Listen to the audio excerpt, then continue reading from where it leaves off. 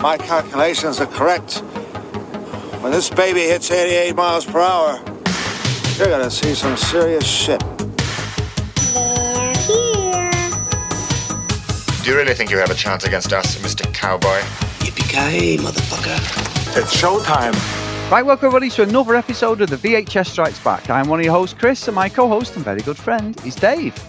Hey there, Chris, and hello to our listeners out there. Welcome to the VHS Strikes Back, the show where we dust off the old video player and go on a nostalgic journey to look at the good and the bad movies of yesteryear.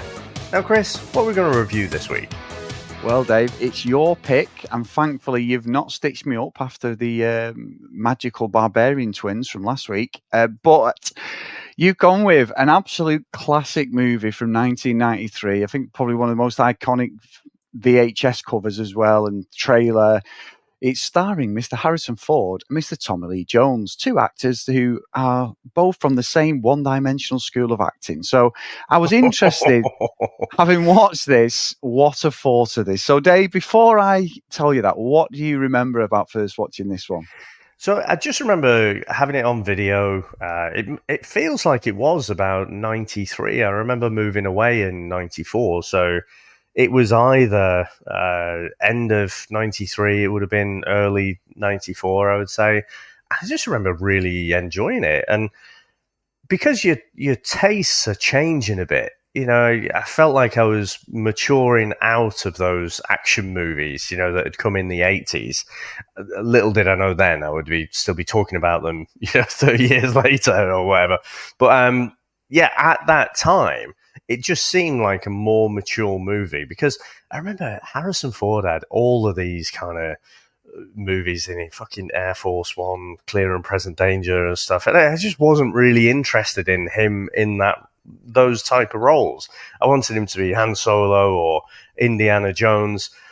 But there was something about this that just, I thought it captured my imagination. You know, it was that thriller type of movie, whereas before I'd have been more into the action. There wasn't so much of the action in this. And yeah, I just really remember enjoying it. And then it's a little bit like that, what we said about Usual Suspects. I remember really liking it, but for some reason I've just not watched it for years and years. Whereas, you know, things like Back to the Future, Terminator, Predator, you roll those out on a regular basis. Whereas this one just hadn't watched for ages. So yeah, I thought it was time to dust it off and then go back to it. But how about yourself, Chris? Yeah, so I think for me, this is around that VHS freebie we had for a year rental. I always talk about. I went to my nan and granddad's, and it's funny you mention that stuff like Clear and Present Danger, Air Force One. I remember all them movies, you know, like. And I've got a feeling I sort of thought this was a bit of a. Did this come before all them? I presume, or maybe around the same time. But I always felt you were going to ask that. But yeah, no, not to catch you out. Let me just quickly IMDb. In my head, they came before, but I couldn't say that. Let me check. Yeah, they possibly did, but it just felt very similar to these sort of movies he was doing. These sort of thriller. I mean, obviously, that Air Force One's, I suppose, a bit like an action, espionage, whatever it is, sort of movie or action. Any of the president in Air Force One and stuff like that. Yeah. And obviously, I think Gerard Butler's done updated versions of them, hasn't he, and stuff like that. They've these, but anyway, 97, really was. It was. Right, it was after these. Yeah, so I think I always felt it was a crossover, but this came out. There was a massive there wasn't an online presence, but there's a massive, like, I suppose then our version of social media sort of talk by mouth, how good it was. It was in all the papers, wasn't it? Harrison Ford. And obviously Tommy Lee Jones coming off, how the hell he got this role off the back of fucking Under Siege, I do not know, Dave, because there's only one good thing about that movie. Well, there's two good things about that movie, and they both attached to Eric Relaniak, but he did. So for me, I do remember renting this. I do remember watching it, and I enjoying it the first time round. Whether it's like that the second time, Dave, I cannot tell you. But yes, the first time round, a couple of clues there. But yeah, I was looking forward to watching it again, because I think I've only seen this twice since 1994, probably, when it come out in the UK. So yeah, it was interesting. What this does it hold up after like bloody 20 odd years, 30 years? Yeah, and I look back. it's Patriot Games that came out in 92, That's Regarding it. Henry that came Yes. out in 91, Presumed Innocent came out in 90, Mosquito Coast came out in 86. So there are a whole bunch of these films when, just a young me was just not interested. I'm not entirely sure how interested I am now, but, I would probably relate to them more now. I might enjoy them more now, but definitely in that time, I wasn't. So this was the first, let's say, non-genre type movie that of Harrison Ford's that I really sort of latched onto. Yeah, and I think you're right. For me, like I'd slate him, don't for his acting, because obviously he's always going to be Han Solo. I've never taken to Indiana Jones, even though, Dave, keep your eye on this. There's an Indiana Jones game coming out because Xbox own like the company who are making it now, which is Bethesda, and it wasn't going to come out on the PS5, but it's now coming out. So it's coming out on Xbox at the end of this year, and it's out on the PS5 next. I think it's next March or April.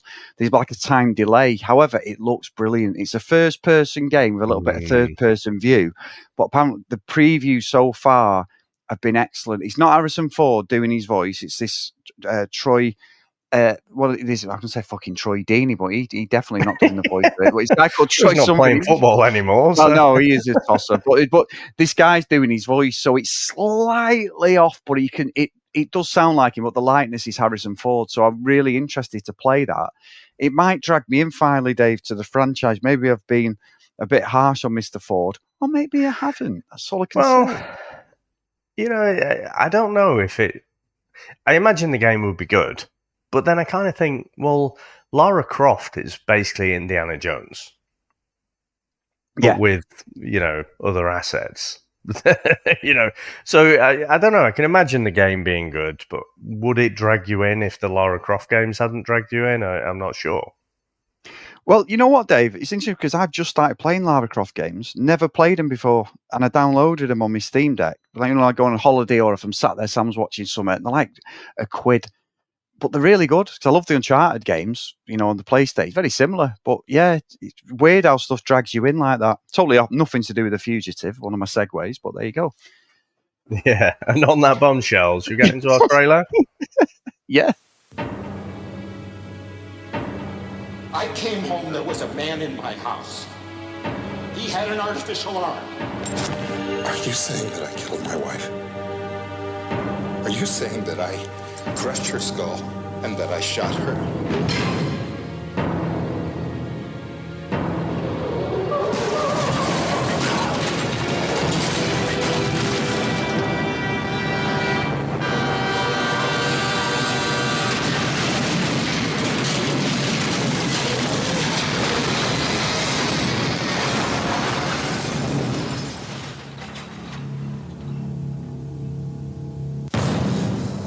Listen up, we have a fugitive that's been on the run for 90 minutes. Average foot speed over uneven ground barring injury is 4 miles an hour.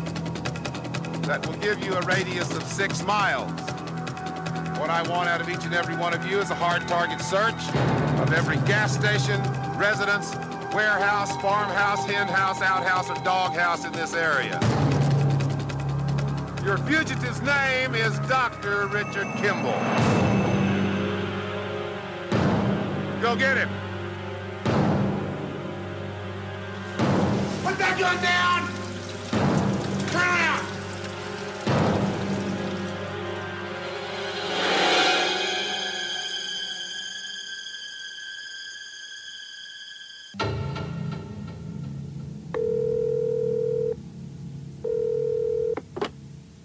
I'm not trying to solve a puzzle here.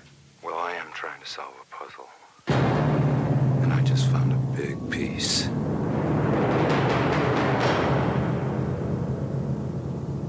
Chicago vascular surgeon Dr. Richard Kimball returns home to discover that his wife Helen has been murdered by a one-armed assailant who evades capture. Helen's substantial life insurance policy and a misinterpreted 911 call result in Kimball's arrest. Falsely accused of murder, he is convicted and receives a death sentence. Now, Chris, what do you reckon to the opening of this movie? I've got questions, Dave. I've got fucking questions.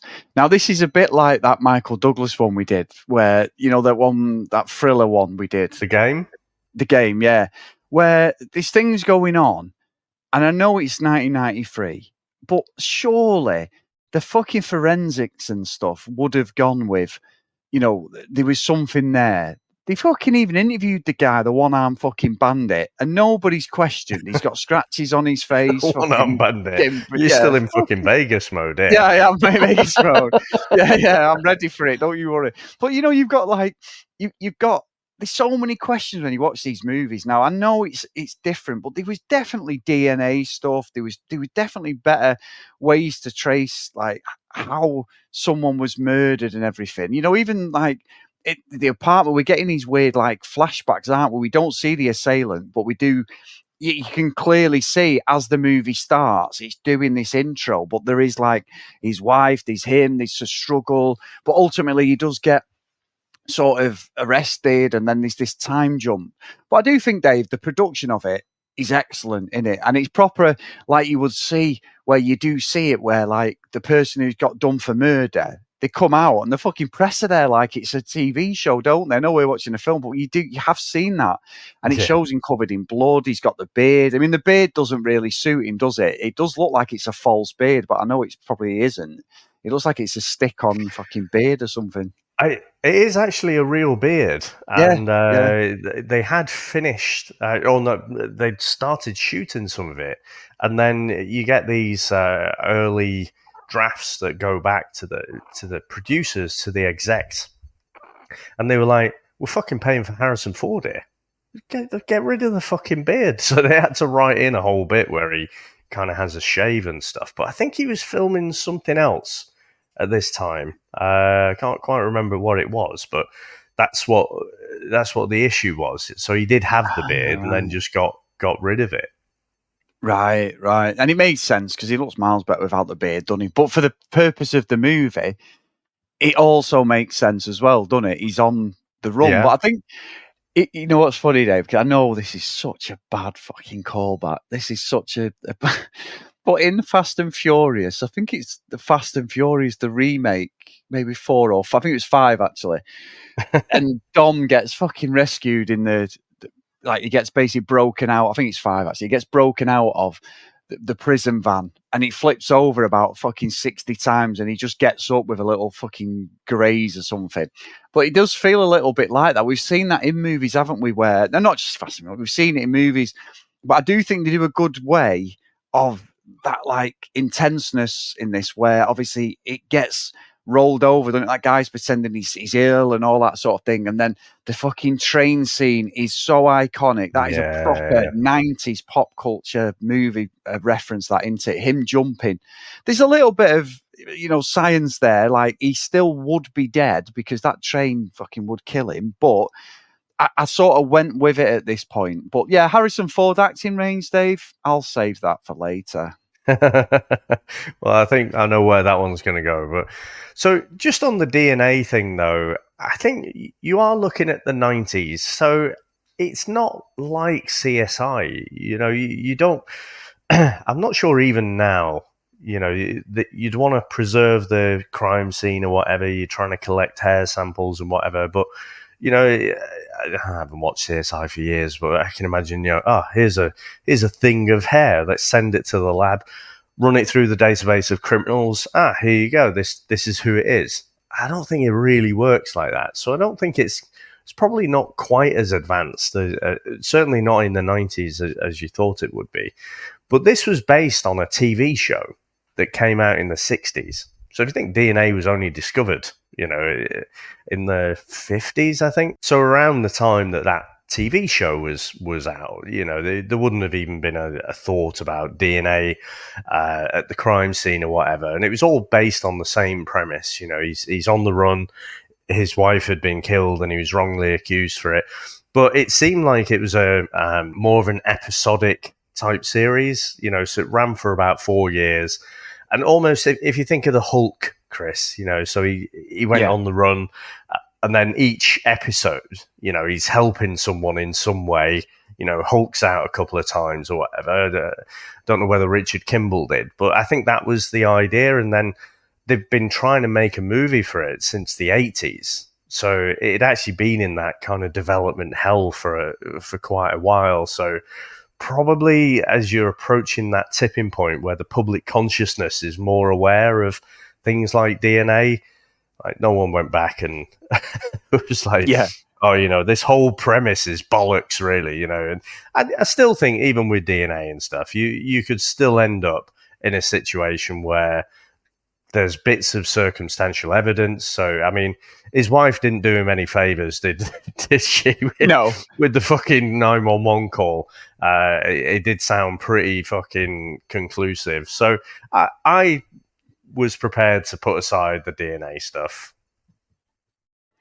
Yeah, I'll accept that, Dave. I'll accept that. Now, listen, we get Tommy Lee Jones at this point, don't we, Dave? Mr. Kimball is on the run.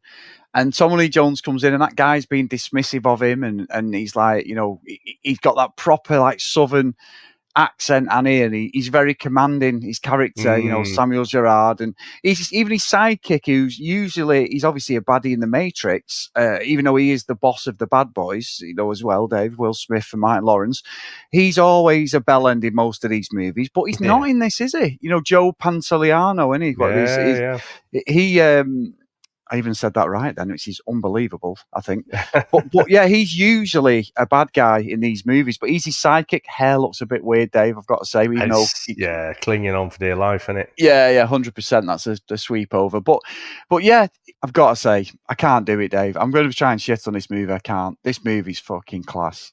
Oh, it's right. Absolutely class. It's absolutely class. I can't do it. I can't. I was going to try the switcheroo, but I can't because I watched this in one sitting and I absolutely was like, why have you not watched this since? I think Tommy Lee Jones is excellent. And Dave, Harrison Ford is unbelievable in it. I think he's acting. This is the one where he is not one-dimensional. This is his best acting movie. Best movie I've seen him acting. I think this movie stands up and some. I think it's absolutely brilliant. And when Tommy Lee Jones comes on, Simon comes on and he's like, he's a man, he's injured. He's a 4 mile. He can run at 4 miles an hour on, uneven ground and all that. And it's like, he's so clever the way he comes and commands everything. And honestly, from that point, even at the start, I'm like taking the mick a little bit. I was in on this. I think this is still an amazing movie. And watching it again, I was telling Sam about it last night. I went, I've watched a few. She went, I don't think I've ever watched it. I went, what? I said, I said, I've not seen it for years. I genuinely haven't seen it for years. I said, but I really, really got into this and went with it. And I felt that the way like Gerard's like the fucking bloodhound, and he's like a proper hunting dog or something. This is what he's good at. And when he has that first interaction with Kimball, and he's on the side of he's under the fucking sewer and all that thing, and he's like, I've killed my wife, and he goes, I don't care. He's like, I don't give a fuck.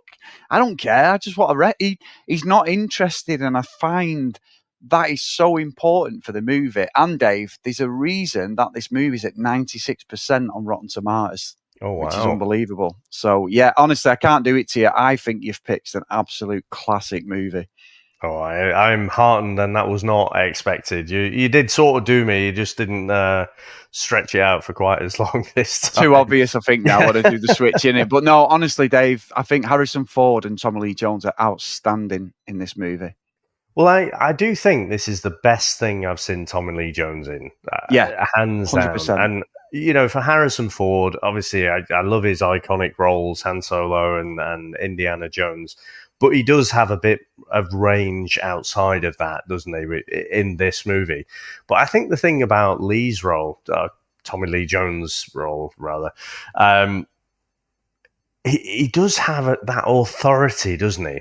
And for me, he's like the wolf in Pulp Fiction. Yeah. So he just comes in, and like you say, he's been dismissed, and I never quite understand it with the American law system, but you've got all these kind of local and federal jurisdictions and what have you, and there's usually a bit of fucking chest pumping out action going on about whose jurisdiction it actually is. but the way he just takes command of the situation, and like you say, he says, the fugitive escaped 90 minutes ago, so on uneven ground on foot, it'd take him about 4 miles an hour, so that gives us however long, 6 miles, I think he said. Yeah. But and it's just that authority. And actually, I saw an outtake, and I have to give credit as well to the director, because his first take, Tommy Lee Jones, he delivers it in this kind of deadpan way, like, as if you and I were doing it for a studio commercial or something. Dave, you sound really clear in those headphones. Hey, that was my script writing debut, one and done, if you don't mind. but he delivers it in that deadpan way, but what you get in the actual cut is this authority, this, right, I've understood the problem now, here's how it's going to be. And I love his character as well. And a little bit later, he's not just barking orders at his team as well. He's got a bit of wit there as well, because when the guy whose name you just said, who Pantaleone or whatever. Yeah, I probably got it wrong. But when he says, when I die and come back, I want to come back just like you, and he's like, what, happy and handsome? Just little things like that. That he's not just all work. He has got a bit of humor to him as well. So yeah, I agree. I think the two lead roles, because that's what it is, isn't it? And obviously the sequel came out, U.S. Marshals. I don't think it was a patch on this, but it's a weird setup. You don't necessarily have a protagonist and an antagonist, because Tommy Lee Jones's character is not really a baddie, is he? He's just like a bloodhound who's chasing him down. And so, it's a really interesting dynamic, and the pace of the movie as well. I think it has a really good pace to it. I think you have to stretch believability quite a bit throughout the movie, like when he's jumping off the dam, and you get apparently these dummies that were thrown off were really expensive, but it just looks ridiculous. It looks like it was off the Young Ones or something, like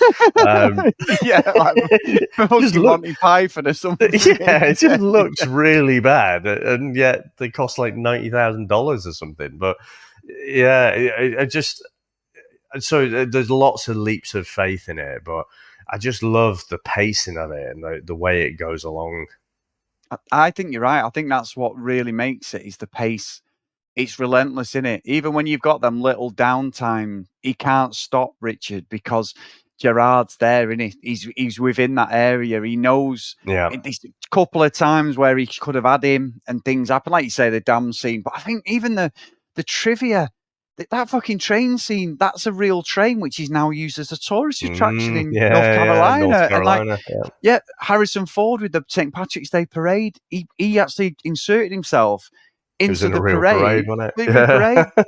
The improvisation of his and Tommy Lee Jones's scenes, pretty much everything's improvised. It's so clever. But I think that's the one thing more than anything. You absolutely nailed it there, is the pace. The pace is perfect. Everything, because he sort of, Richard, he's trying to save that guy, isn't he, initially when he's on the bus, and then the fucking guy does a runner. The guy who's been in like the fucking 18, the prison guard, he's been in all sorts of 80s TV shows. He's always a dick in it, and either a henchman or he's some tosser who's going to get killed. He's just one of them character actors who's going to get taken away. And he doesn't get killed, but he ends up, Tommy Lee Jones, Gerard susses out he's bullshitting, doesn't he, and he gets away. But then it's Richard, the way he turns, and it's like he dyes his hair, doesn't he? The beard comes off, dyes his hair.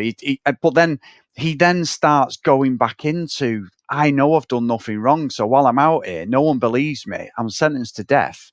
Even though you think it's an unbelievable turn of events, you're trying to run at.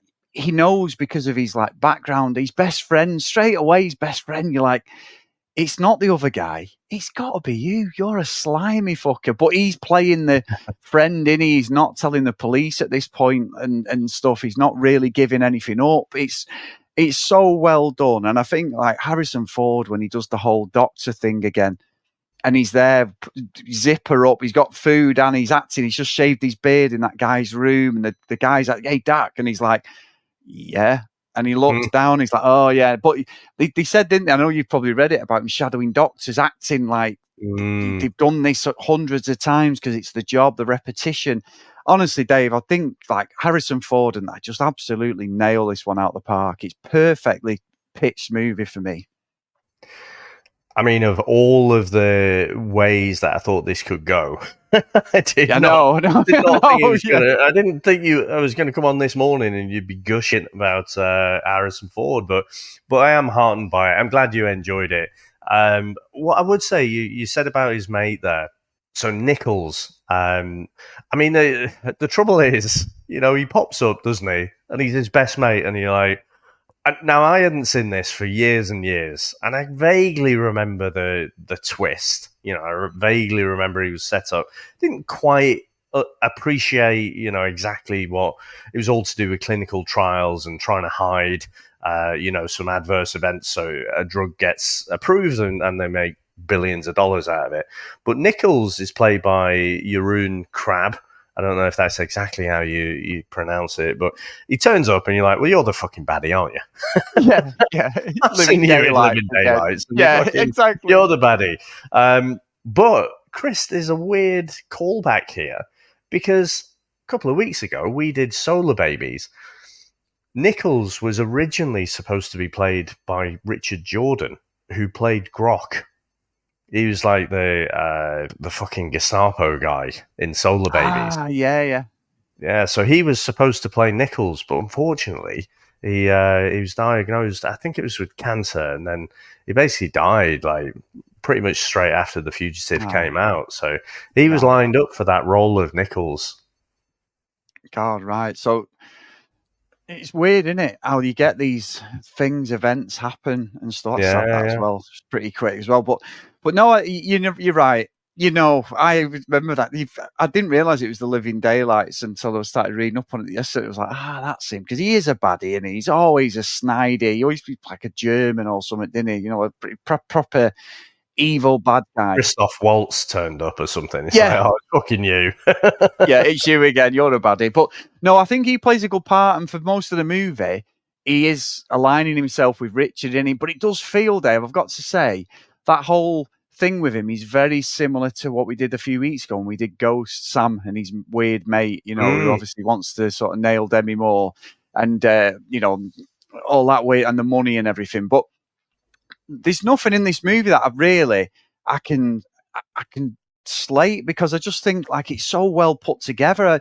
I believe Richard, he's not trying to be a fucking superhero. He's not trying to be Rambo. He's not trying to, go on a one-man warpath to try and correct his name. He's doing the right thing. Morally, it's wrong, isn't it? What's happened? He knows he hasn't killed his wife, this one-armed guy. And when they go to the one-armed guy's house, they see what's really good, Dave. What I've found, I'm jumping a bit. What I've found really good is there's a point where Tommy Lee Jones saying he doesn't care. He does. And when he's in the hospital and he sees the guy with the one arm walk past him going into the prosthetic department, and him and the other guy look at each other and are like, hang on a fucking minute. I think he's telling the truth. And it goes from them, they're still chasing Richard, but there's that doubt. And he says it a couple of times, I don't care. And obviously it becomes a bit of a thing at the end, but I just find it brilliant that all of a sudden he goes from just wanting to catch him to going, there's fucking more going on here than this. What's happening? Yeah. And it becomes, they're not together. And obviously Richard doesn't know, but they're pretty much aligned, aren't they, for the rest of the movie? This takes about an hour into the movie after because it's a 2 hour, 10-minute movie. It takes a long time, but then I don't think it's wrong what they do. I just love that then, because then Gerard and his partner, they just go on, we're still trying to catch you, Richard, but we think there's something going on here. So yeah, I really, really did enjoy all that. I think I mentioned about jurisdiction between the different law enforcing organizations, if you like. But I guess, to me, the way I read it, when Tommy Lee Jones keeps saying, I don't care, he's just stating what his job is, if you like. So he's a US Marshal and he's trying to chase down an escaped prisoner. and that's his job, to catch him. But it's him as a human being that is also like, oh shit, there's more going on, like you say. Yeah. So I think I think it plays up Tommy Lee Jones as just a fantastic protagonist. You know, like you say, technically Harrison Ford is your main protagonist, but I think Tommy Lee Jones almost steals the scene for steals the movie for me. Just his Yes. whole role. And I do like the way there is the back and forth, and they don't know they're on the same journey. I mean, Tommy Lee Jones doesn't massively, have much skin in the game to prove that it was the one-armed man or whatever.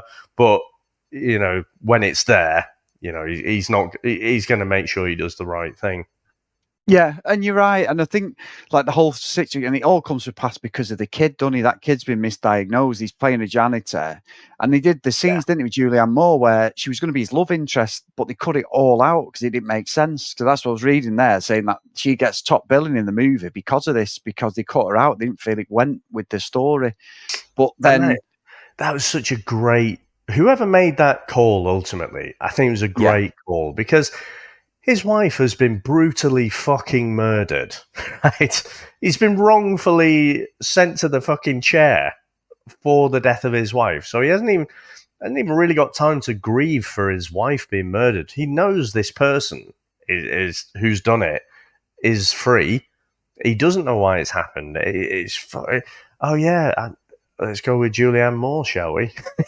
Yeah, it's just ridiculous. But you can see how those conversations happen with the studio executives. It's like, hey, look, we got Harrison Ford here. We need to make sure he's got a love interest. Yeah. So it would have required someone to really push back hard on that, and I think it's a brilliant move that they did. I do, and I just find like the delivery of the scenes are so well put together, aren't they? Like you say, you this hunting film, and they're trying to catch him and everything, but all the things going on in the background, they go and see him, and as soon as you see the one-armed guy, Sykes, they're both like that Joe Pasciano character, and let me get his bloody name, what's he called? Deputy Cosmo. Cosmo goes, well, he's guilty, or he's dodgy or something. They can see straight away that this guy is completely unhinged and wrong. Because then he talks about it, because we don't see it in the movie. But he says, doesn't he, I went through this a year ago. And it's like, well, he says a one-armed man killed his wife. You're working for the company who he has a close affiliation with.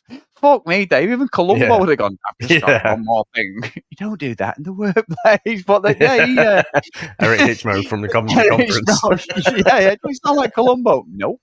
But it's just bizarre, and they can see it straight away. But then all of a sudden, this Sykes then goes, fuck that, I'm going on the attack. And he's trying to get fucking Kimball then, isn't he? So you've got all these things coming on. The real baddies come to pass into the movie. And it is Richard's phone call to Gerard to give him the trace to try and get him, don't they? And he gives this evidence about like what's going on. And that is the point when Tommy Lee Jones' character's like, hang on a minute, we are onto something here. There's something going on bigger than just catching this like fugitive. But yeah, what a great, great movie.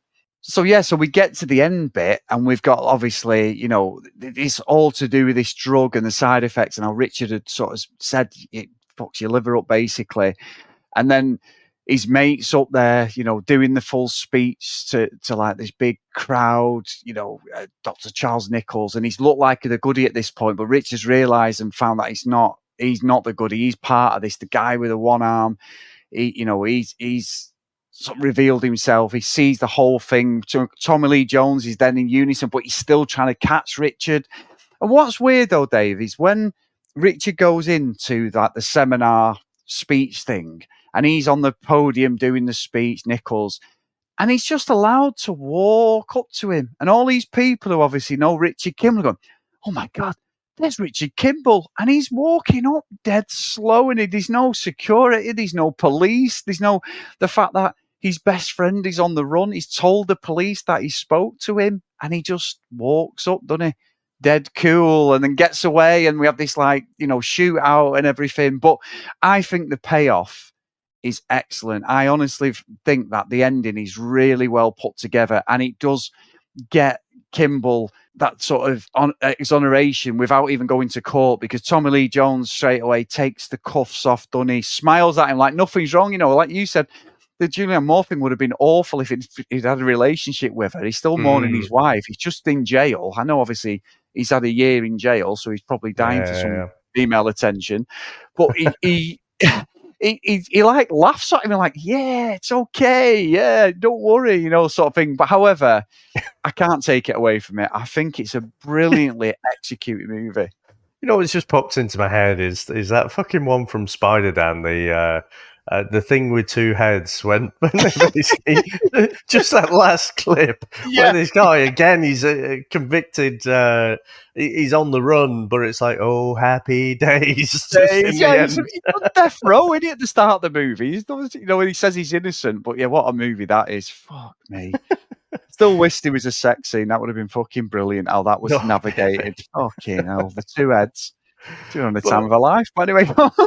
Yeah, I think the thing that I didn't understand, I guess, when I watched this years ago, I didn't really understand the whole conclusion to it about, basically Kimball had said this drug had all these adverse side effects, so you can't sign it off basically and put it into mass production. But it was more sort of clear now, and it is big money, so the people are incentivized, if you like, to try and push things through, and it was a bit more clear with him just casually kind of walking up. I actually think it plays off really well as a scene, because if you think about it, this is not a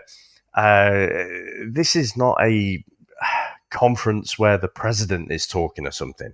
It's just a bunch of people who work for pharmaceutical companies, so it's just like a conference. It's not a heavily guarded event, and so there wouldn't be that much security around until it all starts kicking off, and then they all sort of fucking fly in from the rafters and stuff like the A-Team. But it makes sense to me that everyone would just be like, what the fuck? But you would think in their own circles, it'd be like having some fucking murderer walking in, wouldn't it? Because you don't know that he was innocent. All you know is, it turns out, he murdered his wife. That's what you would have seen in the papers. That's what your friends would have said and everything, if you were part of those groups. So, that's what they would be thinking.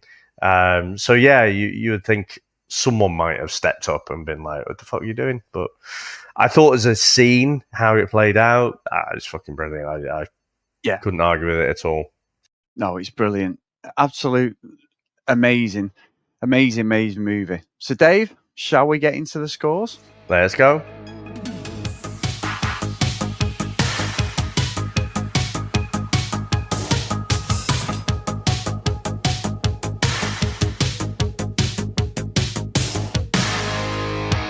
So for me, Dave, like I say, I couldn't do the switcheroo. This is one of the movies where you just can't. There's no way I could sit here and just slate the movie when I thoroughly enjoyed it. I've done it before, and I didn't want it to become old hat. And I was trying to just lay into Harrison Ford, and I just couldn't be real. So I think you've picked an absolute classic. And to be honest, this is up there as one of the best movies we reviewed this year for me. This is definitely going to Cloud City. It's an absolute classic movie, and I think this is peak Harrison Ford. Best acting I've seen him in, Dave, hands down. I've slated him before, and I stand by what I've said. But Tommy Lee Jones, I'm with you. He is brilliant in this, and I do think he steals the movie. But having that Richard Kimball character of the stress, the anxiety, everything else, there in the background. But Tommy Lee Jones is just too cool for school, and I just think it works so well as a duo in some respects. What a great movie, shot well.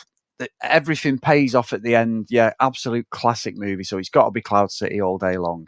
So what about yourself, Dave? Bowled away by that. I think I should go and stick 6 numbers on the lottery. So. So for me, I thoroughly enjoyed it as well. What I would say is, I don't know what it is, but there's something that just stops me from putting it right at the top. I do think this is a top movie, and it definitely stood up. Like I say, there were quite a few leaps. I mean, when he jumps off the dam, No one's fucking surviving that. No. When he kind of gets away from Tommy Lee Jones and he's just getting through the security glass, and you've got that constant look element to everything as well. I just think it has that almost 80s, like, just park the believability to it. Just put that to the side. But I don't think it gets ridiculous. And it doesn't get into a situation where suddenly Dr. Kimball is, I don't know, fighting some big fucking wrestler or something and then giving him the smackdown. It doesn't get to that. He's using his brains, to actually get him out of this situation as well as almost turning into Jason Bourne. So, yeah, I really, really enjoyed it. But I think it's a Pleasantville for me. I think there are so many good things about it. And honestly, I can't argue with putting in a Cloud City as well. There's just something holding it back a little bit. Interesting, Dave. Interesting. I've proper queued there. Absolutely all in on that. Unbelievable movie. So, Dave, what have we got next week? Well, this one is a movie that I have never seen. It's one starring Will Smith and Matt Damon, and it's about golf, Chris, I believe. So this one is the 2000 movie, The Legend of Bagger Vance. Now let's get into the trailer. Maybe I better come back when you're not so busy. Busy? Well, I thought you were going to say drunk. In fact, there isn't enough whiskey in the state of Georgia to get me drunk enough. Well, how drunk is drunk enough? It's all a matter of brain cells. You see, every drink of liquor you take kills 1,000 brain cells. And first the sadness cells die, so you smile real big. Me too. Then the quiet cells go, so you just say everything real loud for no reason at all. And finally, come the memory cells. Oh, Charlie Ferrum. He's brilliant. Yeah. Don't seem to age. We need someone from Savannah in the match. Who's that? I could have killed you out there. Oh, no, sir. See, I set myself directly in front of you. Judging by how you was hitting them balls, I figured that's why I'd be out of harm's way. Bagger Vance, the name. Hey, you lost your swing. We got to go find him. I heard my dad tell how you won every tournament there ever was. The junior you was, you ain't never gonna be again. Ever. You don't know a damn thing about me. 10 years and not one single solitary word from you? You don't do that to someone you love. It was too long ago. No, was it? This is becoming embarrassing. Oh, no, sir. It's been embarrassing for quite some time now. I can't do this. Yes, you can. This isn't your shot, Bagger. Nope. It's yours. I never thought this was some about storm golf. brewing. What was it, Adele? What did you like about us? I like the way we dance. No, Inside I don't know. It's not a remake, but Happy Gilmore was a remake of this, was it, Dave? I know they're making Was Happy that Gilmore something you too. wish to discuss? Because it's not really the right time. I was just literally thinking about Happy Gilmore. Yeah, that's a great movie. Cars, get your cars, boys! Al Weathers is ace. They always felt Shooter a man's McGavin. grip on his club Legend. just like a man's grip on his world.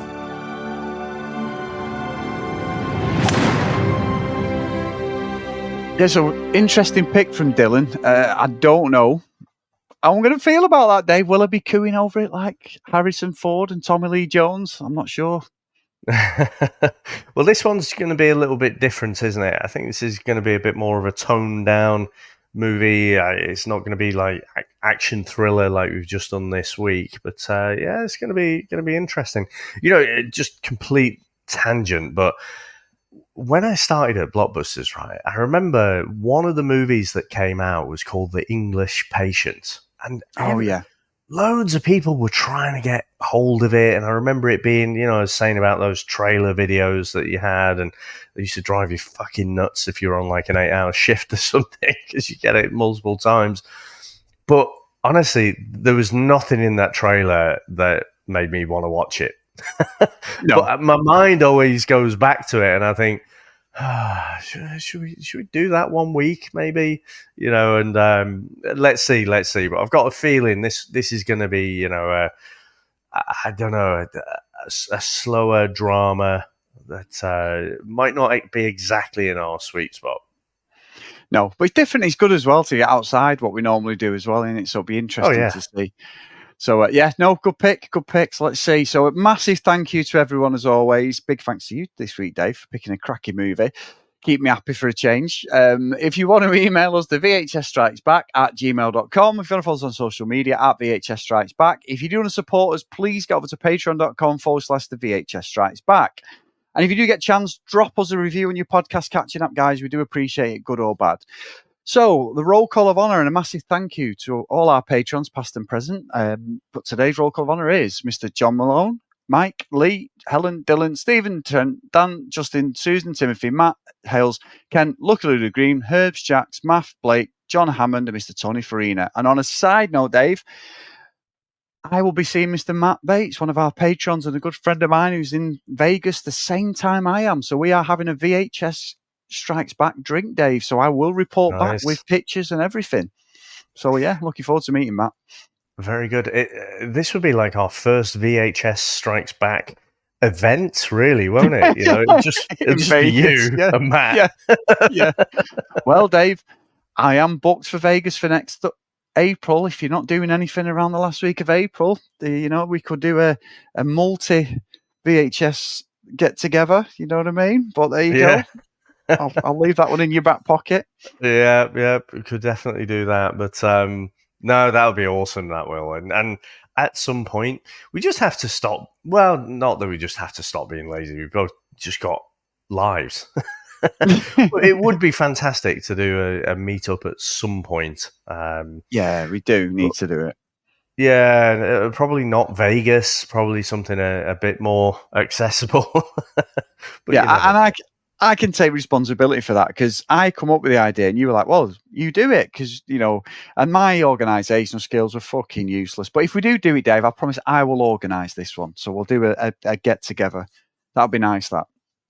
Really nice. I'll make sure it's at my house. So I don't have to travel, will be, Dave. But I mean, I appreciate that kind offer, Chris, and I have thorough confidence in it. Have you thought that you're doing getting on? How are you getting on with 3 men and a little lady? I've got to go now, Dave. Anyway, have you got what a hit monkey and hit monkey? Yeah, whatever, Dave. Whatever. Right. Anyway, Dave, have you got a masterful song you've got for us today to take us out? So I don't know about masterful, but what I was thinking of for this one, I was thinking being a bit more selfish with this one because I mean, the score I think is great. We haven't really talked about the score in this one, but I was thinking around 93. This was the time I'd come out more from the kind of hairspray glam rock kind of phase, and I was very much into the Seattle grunge kind of mode around this time. So a big fan of Nirvana. I mean, there was a whole Nirvana Pearl Jam thing, a bit like Oasis and Blur back in the day. Was this are you one or the other? But also, I think in 93, I was probably getting more into a band called Alice in Chains. And so bit of Alice in Chains, bit of Nirvana is what I had in my head for this one. So dial down a little bit on the amount of lyrics, and it's more just about that kind of. Imagine you've got your cloth lumberjack shirt on, and just in a sweaty club. So here we go, Chris. German, yeah.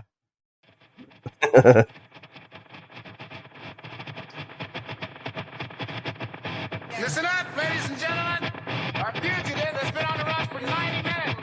Average foot speed over uneven ground, barring injuries, 4 miles an hour. That gives us a radius of 6 miles. Like it.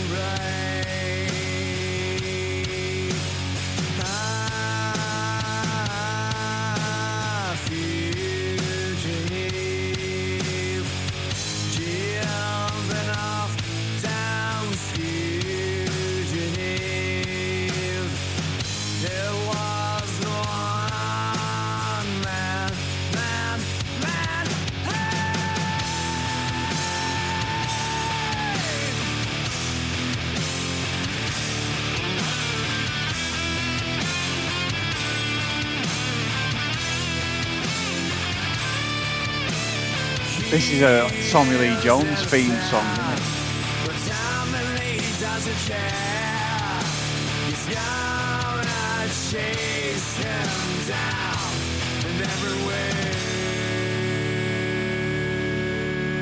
Checkpoints go up at 15 miles. Your fugitive's name is Dr. Richard Kimball.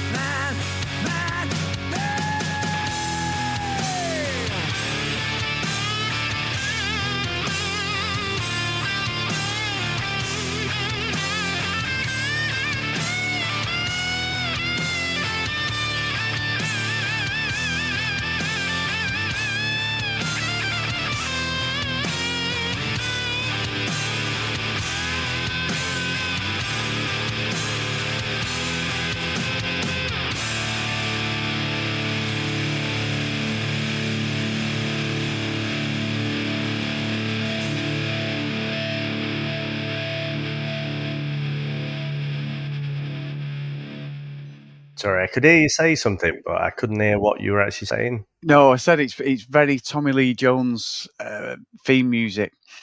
It feels like the sort of music he'd have on when he's trying to catch Richard. You know, like fucking rock, just right, getting in the zone because he's got to go and like try and catch him out. So, very good, Dave. Again, very good. I think he'd be more of a Dolly Parton type. Fuck off. Working 9 to 5. Yeah. Just imagine him singing that in his voice. Yeah. I don't know. Maybe it's a Southern thing, but I think you'd be into a bit of Dolly, so to speak. But thank you very much. Again, you blow me away a little bit. I was expecting to, be huckered down, giving it the old Dr. Richard Kimball, trying to maneuver on how I would defend Harrison Ford yet again. But yeah, really, really glad you enjoyed it. So thank you very much for that.